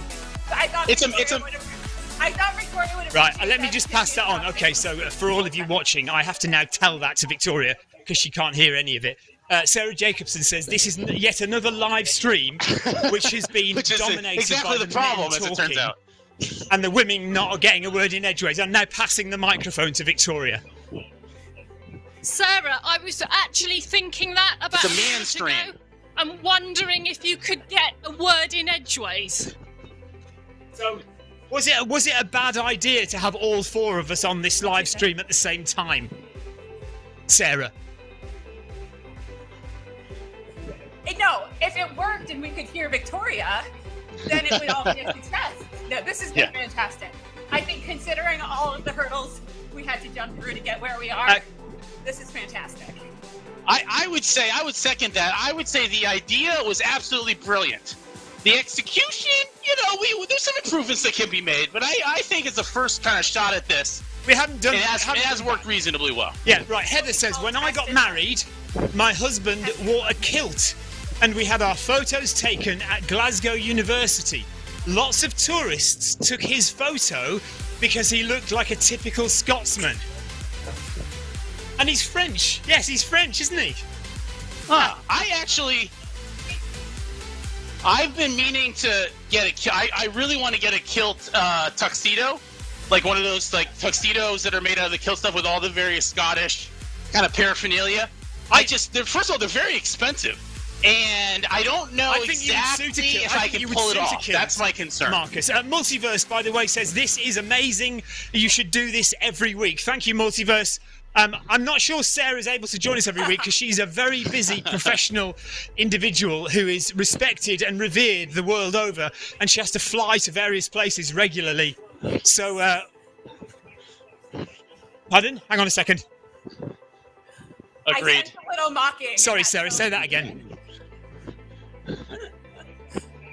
say I sense a little mocking in that tone. No, of course not. Totally genuine. No, I mean, we're all very busy. Now, and obviously, I am in some way responsible for doing this, so I have to kind of do this regularly, and I love doing it, and so I will be here as much as I possibly can. However, Marcus and Sarah are doing this purely for the love of it, and so we have to be able to fit them in when we can, and when they're willing and able.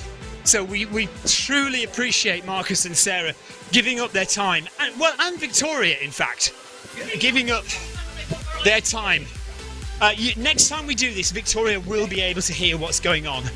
But yeah, so thank you to Marcus and Sarah.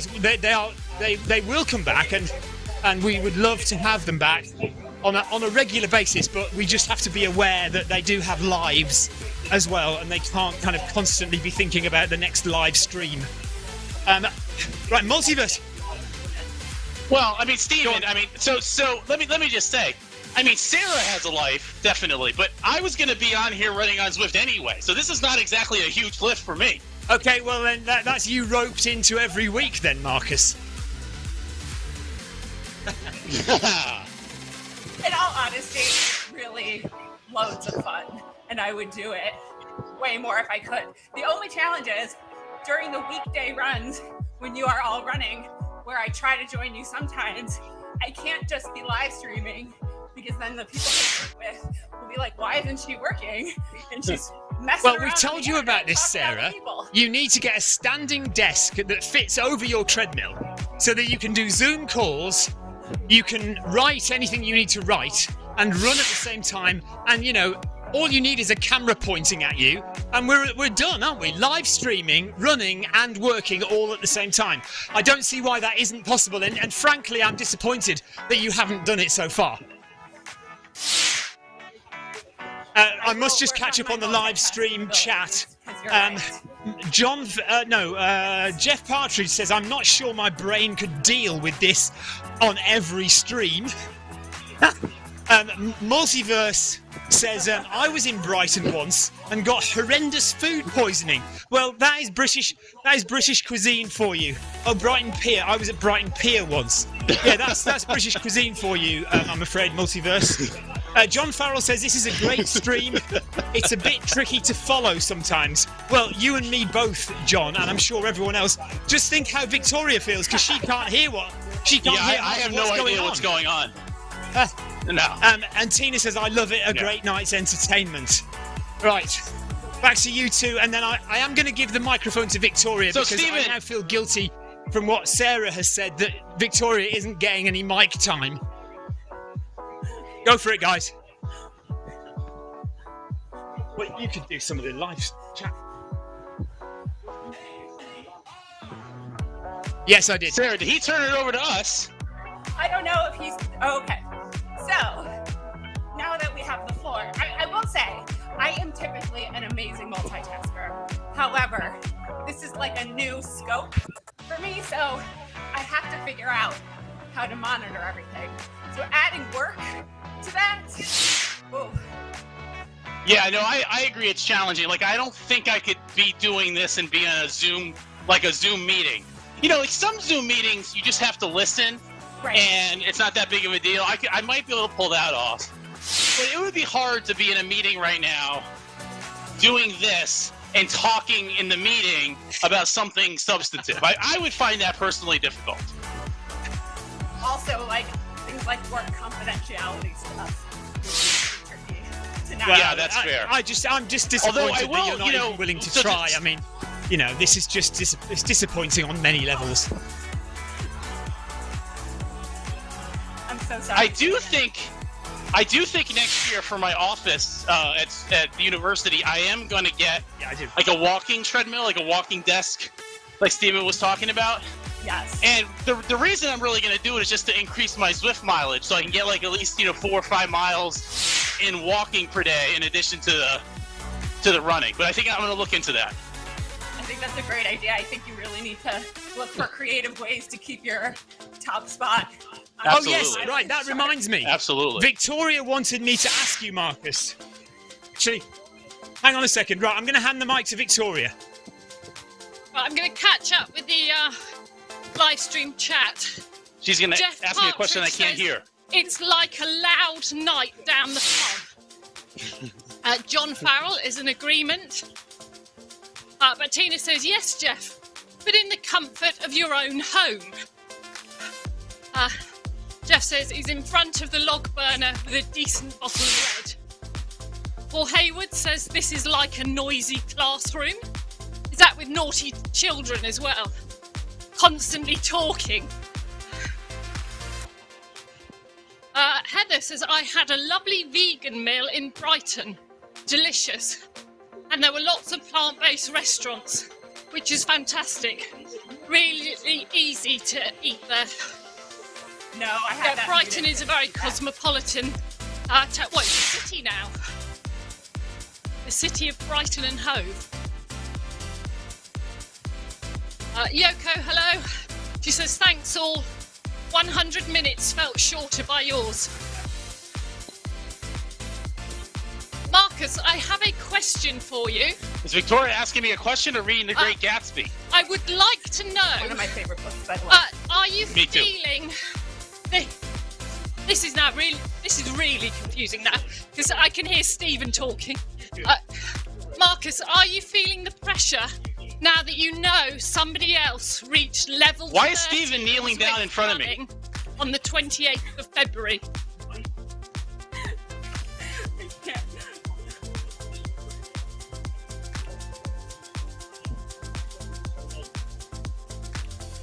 Wait, is Victoria saying somebody beat me Marcus, to level 30? Somebody has actually beaten you.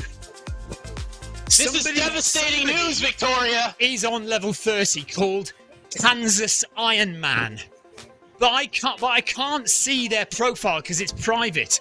So I don't know how genuine that is. Gina has told me that he got to level 30 on the 28th of February. Well, Stephen, if this is true, and this is a human being, then this is utterly devastating. And I tell you what, it's all because I ran that half marathon outside 2 weeks ago. I never should have done that. I should have stuck to Zwift, and then I would have been able to hit level 30 before this guy. Does it... Surely that doesn't mean that this guy has more miles on Zwift than you, though. Could you in theory, get to level 30 without having done as many miles as you? Yes, absolutely. Yeah, I think that's likely what happened. So they were probably at level 21, and then the last month they ran more than I did on Zwift. That would get you to level 30 before me. Or they did all the workouts with the 600 bonus. That was awesome. So, Stephen, that's it. Sarah raises a very important point, which is you can hack this system by creating a custom workout with very short intervals that give you the star, the XP, incredibly quickly. So you set up like a 10-mile run, fill it with like 0.1 mile intervals, all at easy pace, and you're going to get to level 30 incredibly quickly. Do we know that hack is something that would do that then? Wow. Yeah, I tested it out. It is true. Sorry, Paul Hayward says that Marcus is still number one. Oh, thank you, Paul. I think we all can agree on that. John Farrell says this is mad. So I think he's referring to the live stream. Victoria says she agrees with Paul. Well, Marcus agrees with Paul as well, he says.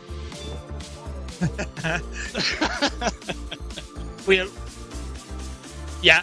You know, the funny thing is, Stephen, in real life, I'm actually quite humble. You know, and then I get on this thing. You give me a platform, and I turn into this like celebrity. I think you've taken on the mantle. You've taken on the mantle of number one Zwift runner very well. I think you wear it well, Marcus. Yeah, I mean that's probably true. Sarah, do you feel more like a celebrity now that we're sort of doing this? I have a funny story sort of related to that. So I think it was when Stephen was doing his 100-miler on Zwift. By the way, have I told you I've done 100 miles on Zwift? Have I told you that? That's right. And we were watching, and he was on the television. And so then when we met him in London last year, he felt like he was meeting a celebrity because he saw him on TV. So, yeah, I mean, I don't know how many people watch this, but I don't know. It's fun to have kind of a group and a place to just share the most inner workings of your mind. Right, Tina says. I'll just say that. Sorry, he asked for Stephen's autograph. Tina says, look at that, only 10 minutes left. We have just 10 minutes left. Jeff Partridge wants to make it clear that it wasn't just my 100 miler, by the way. So, yeah. Is anybody up for continuing on for another couple hours? I am going for a shower. And, oh, mind you, I shouldn't mention showers, should I? I'm going for a shower and then I'm having food. I am not staying any longer than 1 hour 40 minutes, of which we have 9 minutes left. He's done with us. Marcus, he's done with us. He's sick of us. I guess so. I was hoping, Stephen, we could at least go for another couple more hours, but I understand if you don't want to. I have to run 18 miles tomorrow, so I think the 9.5 today is enough for me. I think I'm going to do something like that tomorrow as well. Maybe, Stephen's going to outclass us by running a marathon, which seems very brilliant. And then, yeah, I'm going to probably do 20 or 21 tomorrow. So if you're going to be on Zwift, I bet I will see you. Or are you going outside? Oh, never. No. Absolutely not. Outside is the worst. I watch musical theater while I run. And they're like 2.5 hour shows. This is far better than musical theatre, Sarah. Come on. Sarah, I was going to ask, Sarah, though, now that you're on TV, will Cooper be a bit starstruck looking at you? No, I think he's kind of used to this whole thing now. The last time I did it, they pulled it up to watch a little bit after the fact, and about 5 minutes in, they're like... Okay. Jeff Partridge and Tina Beard, I'm not going to read out your comments. Well, bless you. Oh, they're just being sarcastic. But they're either being sarcastic or genuinely nice. Oh, I knew him before he was famous, it looks like Jeff just said. Yeah. So I am fully expecting when we're in Paris and we go out to dinner together, when we walk in the restaurant, Sarah, everybody's going to turn around and be like, "Oh my goodness, look who it is!" I would like it's Sarah and Marcus. Exactly. Standing ovation. We are Zwift famous. Thank you, Tina. Bless you. Right, double run day for Victoria today. 18 miles this morning, or early this afternoon, and this one this evening. And in total, Victoria has run a marathon today. So well done to Victoria. Very good, 7 Victoria. minutes to go, and I don't recognise where we are on Zwift. Where are we? I've not run here before. I think we're later on in the Paris route. No, yeah, isn't the whole deal here that we're gonna see new bits every week because we go a little bit longer each time? I love that viaduct. That's amazing. Right, I'm just going to hand the microphone to Victoria for a second, guys. Thank you to Heather and Jeff. I have to say, I've been getting really paranoid about my lack of Paris marathon training. And I think my longest run was about 12 miles. So I was determined to get back on track today. So 2 loops around our town this morning with a dodgy stomach. I'm glad to say I feel much better this evening. So thank you. Heather, yes, it is the RGV route, but I just don't think I've ever run this bit of it before. We must organise a run of the whole of France one day, so we can cover all the roads in France. I have no idea, Sarah. No idea. Maybe that will be my marathon on Zwift. I know I've covered every inch of Richmond. That's not very difficult. No. I do like running in Richmond. I would say Innsbruck is a very underrated world. Right, sorry, I don't know if anyone saw. Yeah, whenever I see Innsbruck pop up, I actually will go on it. I'm hoping that it will. My left one will connect, but it may not. So now, Stephen, can you hear me? Victoria, I might have lost Sarah and Marcus because I can't hear them. So I'll have to see. Oh, now I'm out. Now I've been dropped from. Have you lost me too, Stephen? Well. You've got sound on there. Oh no. That's very weird. Well, we made it. You know what? 95 minutes with Stephen being able to hear us. Yeah, I'd say that's pretty good.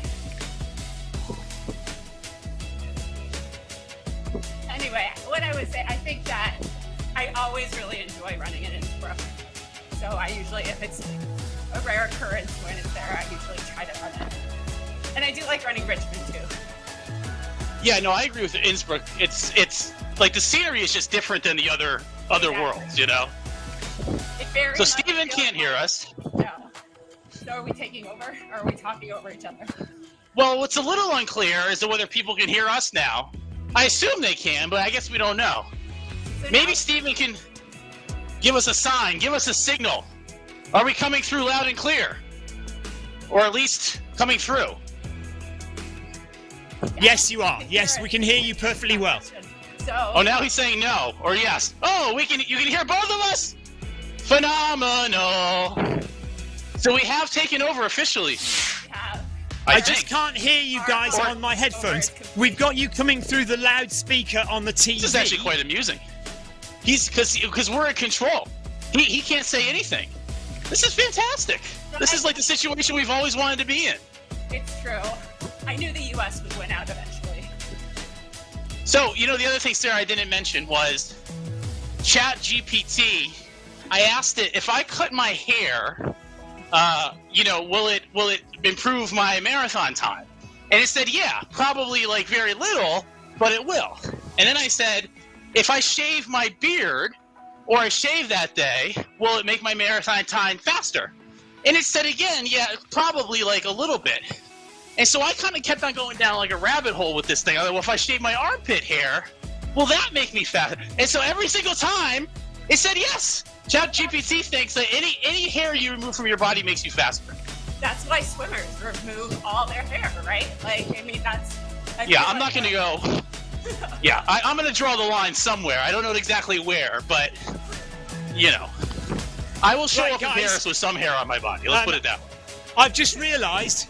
So I'm dedicated, but that's a step too far. I can hear Marcus very clearly, but like some of the other guys said on the chat, Sarah is actually quite quiet. We need a proof of life video here. Show us today's newspaper.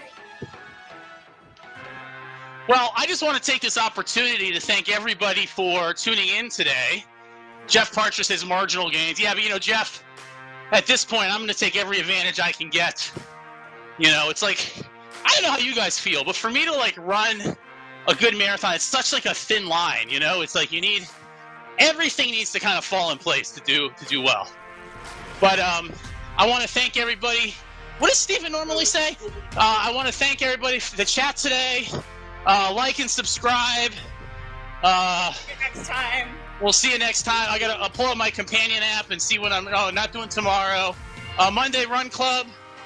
The thing where they climb the mountain on the incline. Do that on Tuesday with Clive. Wednesday workouts. Thursday is Bag That Badge. And then I might be getting all the days wrong. He reminds us that he's about to go have a shower. He's gonna go have a shower. Yeah, he's always mentioned. There's something about Stephen in showers. He always feels the need to tell everybody. I don't understand that. But he's gonna go take a shower, maybe have a cup of tea or a latte, drink a gallon of whole milk, and then he's gonna go to sleep and wake up tomorrow morning and go run a marathon, which he for some reason thinks it's a good idea. 3 weeks before his goal marathon, but that's okay. We wish him all the best. Victoria, I wanna congratulate you for running a marathon today in 2 different runs. That's fantastic. And I just want to thank everybody for tuning in. This has been a very enjoyable evening/afternoon. Sarah, you've been fantastic as usual. We're the dynamic duo. Dynamic duo, indeed. I'm curious to see the metrics on these videos where Sarah is in them. I bet they just go, the numbers go shooting up. I don't know if that's a good thing or a bad thing, but... We're driving lots of viewers to Steven's content. So I just finished my run at 10.25 miles, a minute and 40, an hour and 40. And now, because we can't hear Steven, we don't know how this is going to end. We're in limbo. Steven, I got to wave to the camera and do the thumbs up. Let's maybe turn it, Steven, we'll turn it over to you to say the goodbye. I don't know if you can hear me telling me this, but... Okay. Maybe We're not sure if Steven can hear us, but Steven, if you can hear us, why am I still running? What is that? Anywho. Steven, if you can hear us, feel free to end this. I'm going to continue to run until the stream closes down. So right. I will just keep on doing this and talking until it just goes black. Because I can't hear you. I don't know if you can hear me. So I'm making sure we have all our bases covered here. And I don't want to leave people without content. So I'm going to take one for the team and just keep on going. If you guys need to go have dinner, go have some fish and chips or whatever. I'll be here. Right, we vote for Sarah to have the last word. I can't hear him. Again, like the rest of the stream, Victoria's saying words to me that I can't hear, but that's okay. I like the headband, Victoria. Very nice. He's going to have to take you off of the book. Look, it's your call. You take me off whenever you want to finish this off. I mean, I know you guys have things to do. I'm going to be here all day. I'm just going to keep on going. Sarah, you've got to say goodbye. Say goodbye, Sarah. I have some jokes I could tell. I have a little stand-up routine I've been working on. I think the prospect of doing stand-up comedy is so horrendously scary. Because I think about it, you get in front of people, like, make them laugh. Jeff charges to say, stop talking. I've never been told that before. Most people want me to continue talking. That's just kind of what I do. The problem I have is that I told Sarah last time, my biggest issue is these headphones are quite nice, but they're not particularly kind of sweat resistant or proof. And so over time, they get more and more kind of gargly in terms of the audio. This is like holding his stream hostage in a very different way. It's like, who's going to blink first? It's a game of chicken, Steven. Are you going to swerve first, or am I going to swerve first? Marcus, I'm interrupting you because Steven just texted us to say we actually need to say goodbye. So, goodbye, okay. Everyone. Thanks for watching.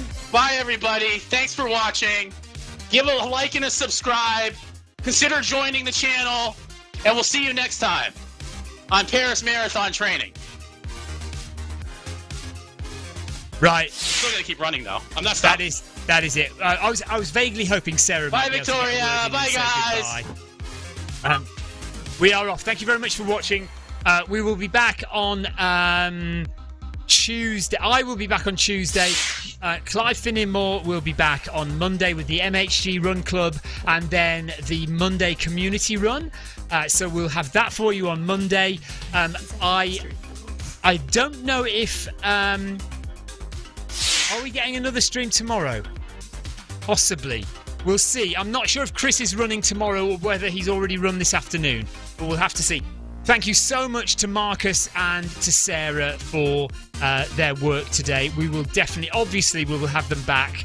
And as we go through, we will slowly hone this so it gets better, so we can hear each other properly, so the levels are right, so that you guys can hear us and it's not a crazy mess, which at times it has been today, but that's fine. It's just us getting used to it. Jeff Partridge says pull the plug. Zwift Ace says cut him off, show him British politeness. Paul Hayward thinks we're in an infinite loop and it's never going to stop. John Farrell says it's been a great night all. And he says it's a white hole from an old Red Dwarf episode. I assume that's something to do with us going round and round and round in a loop. Thank you, Sarah. Thank you, Marcus. Thank you, Victoria. Take care, everyone. Have a great evening, and we will see you on Tuesday, and the Zwift Run channel will be back on Monday, I think, or tomorrow. Who knows what might happen. Take care all. Bye bye.